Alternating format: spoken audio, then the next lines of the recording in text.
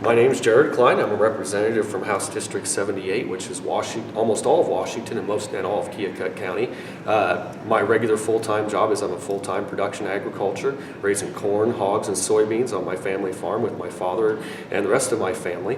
We've got a great community of Kelowna that's known for their Amish and some of their historical aspects in Washington. It was a great town as well. We've got a Main Street community there. But then you get over to Keota County. We've got the Dumont Museum south of Sigourney. That's an awesome place with trains at Christmas time. Lots of kids from around the area come there. And it's a very neat historical museum that has a lot of artifacts related to Iowa agriculture as well as their train exhibit in Christmas time.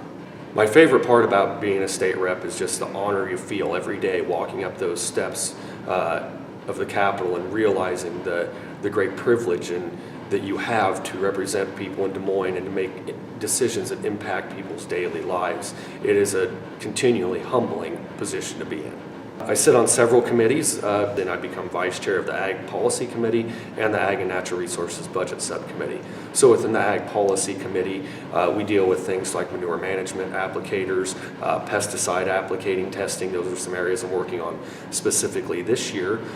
In addition to some other animal welfare concerns that are brought up through the year, I deal with all those ag policies. In the Ag Budget Sub, deal with things like the Vet Diagnostic Lab and Ames. Currently this year, how do we handle emerald ash borer? What's it going to take to address that problem, keep it from spreading any further? I would say being a production farmer whose livelihood is derived from farming definitely gives me a perspective that others do not have. But at the same time, we want people that are not farmers sitting on these committees so we have a well-rounded base. I would say just like it is beneficial for a teacher to be sitting on education with their expertise, I think the same applies to agriculture. The biggest bill I'm working on this year is going to be dealing with unmanned aerial vehicles, drones. And that one is going to cover a wide range as it is such a new technology that is becoming affordable for everybody.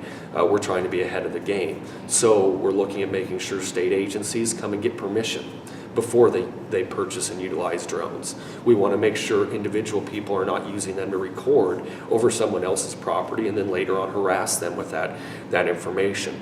And the drone issue can get into agriculture at a very, very deep level nowadays because we're using them for scouting of crops, and there's technology being discussed on how do we utilize them for applications of chemical pesticides, insecticides, as well as can we utilize them for cover crop.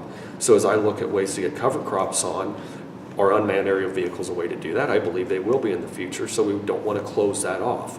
So all these are parts of what I'm calling the drone bill this year.